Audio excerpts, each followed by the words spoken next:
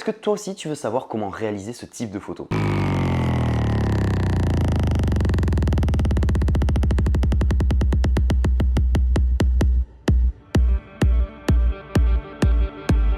Salut, c'est Sébastien de la chaîne Technologie, j'espère que tu vas bien. Comme tu l'as compris dans cette vidéo, je vais te donner quelques petites astuces pour pouvoir réaliser ce type de photos, qui sont quasiment toutes des poses longues. Alors pour les personnes qui ne connaissent pas la photo ou la vidéo, je vais utiliser des mots très simples. Donc n'hésite pas à poser un petit like si jamais je t'ai appris quelque chose. Bon, on commence par la base de la base, juste pour faire un mini rappel à tout le monde. En photo comme en vidéo, tu as un capteur à l'intérieur de ton appareil qui récupère la lumière. Et la lumière est très importante pour faire de la vidéo et de la photo. Il y a un triangle que tu dois connaître par cœur, c'est le triangle d'exposition, dans lequel il y a 3 valeurs pour réussir à avoir le résultat que tu souhaites. Ces valeurs-là, elles sont très simples. Tu as d'abord l'ouverture. L'ouverture, c'est tout simplement propre à chaque objectif. Tu as des objectifs qui sont ouverts comme ça et qui laissent passer du coup beaucoup de lumière jusqu'au capteur. Et des objectifs qui sont ouverts juste comme ça et du coup qui laissent passer très peu de lumière dans le capteur. Plus l'objectif laisse passer de la lumière à l'intérieur, plus tu vas réussir à faire des photos avec du flou d'arrière-plan, un bokeh. Et plus l'objectif est refermé et petit, plus tu vas avoir une image qui est super nette, qui est très utilisée dans les photos de paysage par exemple. Quand il y a marqué f1.4, f2.8, f3.5, bref, le petit f correspond à l'ouverture. Et plus le chiffre est petit, plus ton ouverture est grande. Plus le chiffre est grand, plus ton ouverture est petite. Ça du coup c'est le premier gros attribut qui va te permettre de faire un flou d'arrière-plan ou pas. T'as un deuxième attribut, c'est la vitesse d'obturation. La vitesse d'obturation, c'est ultra simple. Tu as un rideau devant ton capteur qui s'ouvre et qui se ferme rapidement quand tu prends une photo. Fais juste tchac tchac comme ça. Ça laisse passer la lumière pendant un instant et la referme. Donc si tu veux une image qui est super nette et que tu veux une photo de sport ou quelque chose qui va très vite, il faut que ta vitesse d'obturation soit très rapide. Que le rideau s'ouvre juste en mode tchac tchac comme ça hyper rapidement pour que le capteur réussisse à capter l'instant T. Mais tu l'as compris, si le rideau s'ouvre rapidement, tu as moins de lumière qui rentre. Et au contraire, si le rideau tu le laisses ouvert très longtemps et tu le refermes, ce qu'on appelle les poses longues, il y a beaucoup de lumière qui rentre. Il faut atténuer cette lumière. Et c'est le deuxième cas qu'on va voir aujourd'hui, les poses longues. Donc si ça reste ouvert très longtemps et que ça se referme après, si jamais tu fais un mouvement pendant que ce rideau est ouvert, ben ta photo elle va être complètement floue. Des fois c'est un effet voulu par les personnes qui prennent les photos, comme par exemple des rivières où on dirait des nuages qui sont en train de coulisser, ou alors de nuit quand tu veux voir les étoiles. Le but c'est de laisser le capteur ouvert très longtemps pour que ça puisse récupérer toutes les informations lumineuses qu'il y a dans l'image. Bref, ça c'était pour la vitesse d'obturation. Et un dernier truc, c'est les ISO. Les ISO, tout le monde en parle, oui les ISO, et on parle pas de ciseaux.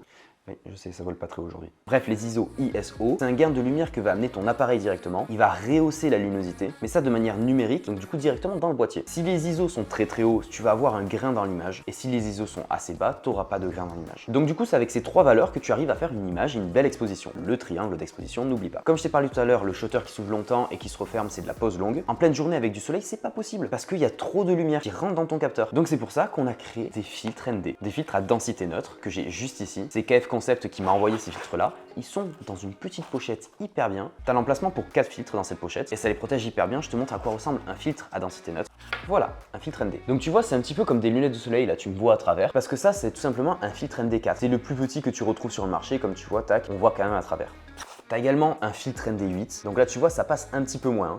Tu as un filtre ND64, donc là on voit quasiment plus rien. Et un filtre ND1000. Mais regarde-moi ces lunettes de soleil de malade. Un filtre ND1000, même moi avec mes yeux, j'arrive pas à voir à travers. C'est impressionnant comment c'est opaque et ça tu vas t'en servir sur les poses très longues. Sur des poses de 30 secondes avec pas mal de lumière par exemple, c'est vachement utile. C'est-à-dire que ton capteur il reste quand même ouvert 30 secondes à la lumière et il récupère les informations lumineuses pendant 30 secondes et ensuite se referme et ça constitue ta photo. C'est avec ce genre de réglage que tu réussis à faire des photos où tu as tout simplement personne. Genre t'es dans une ville, on dirait que c'est une ville fantôme parce que toutes les personnes qui passent devant toi et devant le capteur ne sont pas enregistrées par le capteur parce qu'elles restent pas fixes assez longtemps dessus. Alors que tous les bâtiments autour sont des bâtiments qui sont fixes et qui ne bougent pas, donc ils seront totalement nets. Donc je te montre avec l'objectif, les filtres vont venir se poser directement sur la dernière lentille. Il y a un pas de vis tout autour sur lequel tu vas venir visser ton filtre.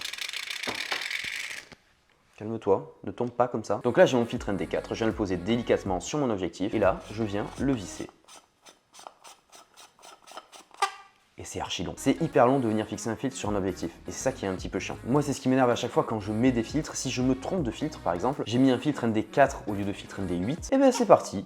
Je dois venir dévisser le filtre, le ranger, récupérer le nouveau filtre, le poser juste ici, et venir le visser pendant 8h30. Voilà, c'est bon, tout ça pour changer de filtre et de valeur. C'est pour ça qu'on a créé les filtres ND variables. Regarde juste là, je tourne la roulette, hop là c'est opaque et là c'est un petit peu plus ouvert. Les filtres ND variables, c'est super utile en vidéo, tu peux les changer en live et tout ça, mais souvent ils sont de moins bonne qualité que les filtres ND fixes. C'est pour ça qu'en photo, ce qui est conseillé, c'est plus des filtres ND fixes. Ça, c'est le filtre de mon ancien appareil qui, tu vois, ne va plus par rapport à la taille de l'objectif. Tu as des tailles et des bagues à respecter. Là, c'est un 82 mm que j'ai, ce qui est quand même assez gros. Ça, c'est du 55 mm. Ces données-là, elles sont marquées sur ton objectif avec un petit rond barré qui correspond au diamètre. Ce qui est un petit peu chiant, c'est que tous les objectifs n'ont pas le même diamètre. Donc du coup, si tu veux pas acheter 1 million de filtres individuels, ce qui est conseillé, c'est d'acheter des filtres à la largeur de ton objectif le plus gros, que tu vas venir réadapter sur des plus petits, grâce à des bagues d'adaptation. Regarde ici, j'ai un autre objectif qui est bien plus petit, c'est du 52 mm et du coup, la taille n'est pas la même du tout. Du coup, les bagues d'adaptation, tu les as pour chaque taille d'objectif. Tu vois, c'est individuel, c'est tout fin comme ça. Mais là, tu vois, il y en a plein qui sont assemblés. Donc là, si je prends toutes les bagues d'adaptation allant de 52 mm jusqu'à 82, tu as tout ça, tu as plein de bagues assemblées. Je viens visser ça là-dessus et je peux venir mettre mon filtre par-dessus,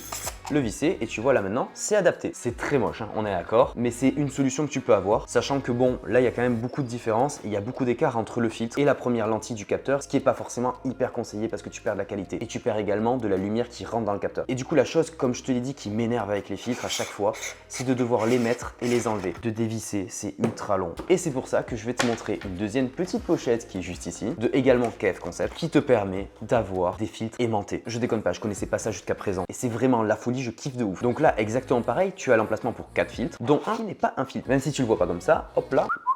Tu vois, c'est pas un filtre, il n'y a pas de petite lentille dessus. C'est tout simplement la bague aimantée que tu vas venir fixer et mettre par-dessus. Donc t'échappes pas aux 3 petits tours de roulette là, un petit peu chiant. Et là sur ton objectif, il gêne en rien, il est posé dessus. Et tu vas pouvoir venir prendre tes filtres et dire hop là, voilà, il est posé. C'est pas ouf ça par contre, c'est trop bien, je suis trop content. Je connaissais pas ça, regarde-moi ça, hop là, c'est aimanté, voilà. Je connaissais pas du tout et je pense que la plupart des personnes qui regardent cette vidéo ne connaissent pas non plus. C'est vraiment monstrueux, t'as ton objectif qui est là, t'as ton filtre qui est là, tu fais hop là, il est posé, c'est bon. On n'en parle plus, pas besoin de visser et dévisser pendant 1000 ans, c'est trop cool. Et ça clairement c'est un gain de temps. Sur le pack de départ, dans cette petite pochette, tu as du coup la bague aimantée, tu as un filtre polarisant, je t'en ai pas parlé juste avant, mais ça permet d'enlever les reflets sur quasiment toutes les surfaces. Tu as sûrement déjà vu des photos de rivières, de lacs, où l'eau elle est super claire et on voit le fond, et il n'y a pas de reflet sur la surface. C'est tout simplement grâce à ces filtres polarisants. C'est vraiment ultra efficace et ça apporte un petit peu plus de couleur à ton image. Ça va modifier un petit peu les teintes de couleurs et augmenter la saturation. T'amènes des couleurs un petit peu plus vives quand tu as des filtres polarisants. Ça dépend de la finition du filtre, tu as des filtres qui sont un petit peu plus rapprochés vers le rose, un petit peu plus rapprochés vers le vert, vers le bleu, etc. Ça c'est propre à chaque constructeur et chaque finition. Donc à l'intérieur de cette pochette, tu as ce que je viens de mettre juste ici, un filtre ND 1000 également. Et le dernier filtre, c'est un filtre UV.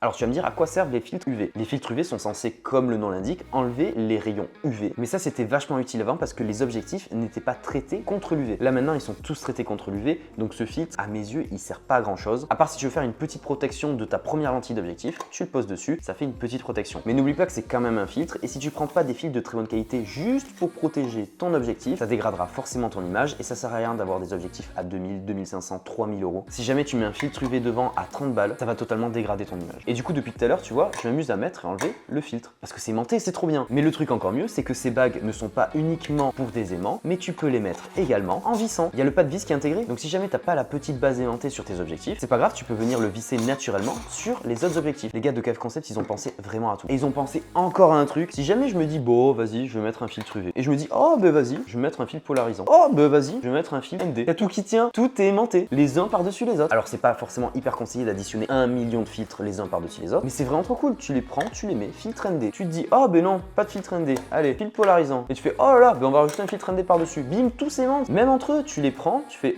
hop là, c'est aimanté. Est-ce qu'on serait pas sur une dinguerie au niveau pratique là? C'est vraiment un truc hallucinant, ça me fait bader. Vraiment, tu poses les filtres comme ça, les uns par-dessus les autres, mais c'est un truc de barjot. Et si t'as peur que l'aimant soit pas assez puissant, tu vois, là je bouge l'objectif dans tous les sens. Oui, on dirait un gogol qui secoue l'objectif. Il faut que tu saches qu'il fait 1,5 kg cet objectif. Hein. Et en plus de ça, quand il est éteint, tu ressens les lentilles bouger à l'intérieur. C'est pas bien de le secouer comme ça s'il n'est pas branché directement à un appareil. Et même de secouer l'appareil, c'est pas ouf du tout. Les lentilles peuvent bouger dedans, pas bien. Bon bref, c'est juste pour te montrer que ça ne se décroche pas comme ça hyper facilement. Et que tu vas pas perdre ton filtre parce que c'est juste du drag and drop. Je parle comme si j'étais devant un ordinateur, mais grossièrement, c'est vraiment tu le prends, tu le poses et il est posé quoi. Et je suis vraiment hyper content d'avoir découvert ces trucs hyper pratiques. Donc voilà, et si on veut parler un petit peu de prix, les filtres aimantés varient en fonction du diamètre de ton objectif. Plus l'objectif est gros, plus le filtre va coûter cher, ce qui est normal. Donc ce kit de filtre aimanté, il est entre 100 et 140 euros en fonction du diamètre de ton objectif. Tu as les liens de toute façon qui sont en description si jamais ça t'intéresse. Et sur tout le site KF Concept, tu as 5% de réduction grâce au code FR Technologie 05. Tu vois, je suis en train de ranger les filtres et là, j'avais oublié que dessus, j'avais le petit aimant par-dessus. Mais je pense clairement que je vais le laisser sur l'objectif. Hein. Ça gêne en rien et c'est vraiment trop bien. Si tu as des questions concernant les filtres, la photo et la vidéo, n'hésite pas à poser la question dans les commentaires. Si jamais tu as aimé cette vidéo, n'hésite pas à poser un petit like, à la partager si jamais tu as appris quelque chose. Et n'oublie pas, j'ai d'autres réseaux sociaux que YouTube. J'ai Instagram et TikTok et j'essaye de régaler la communauté en faisant souvent des concours sur Instagram. N'hésite pas à me suivre, tu auras souvent des concours dessus. J'en fais genre 3-4 par an. Ouais, quand même 3-4 concours. Alors que j'ai moins de 6000 abonnés, j'essaye de te régaler au max. Je te souhaite une bonne fin de journée, matinée, nuit, tout ce que tu veux. Je te dis à très vite pour une prochaine vidéo. Porte-toi bien. Tchou bidou bidou.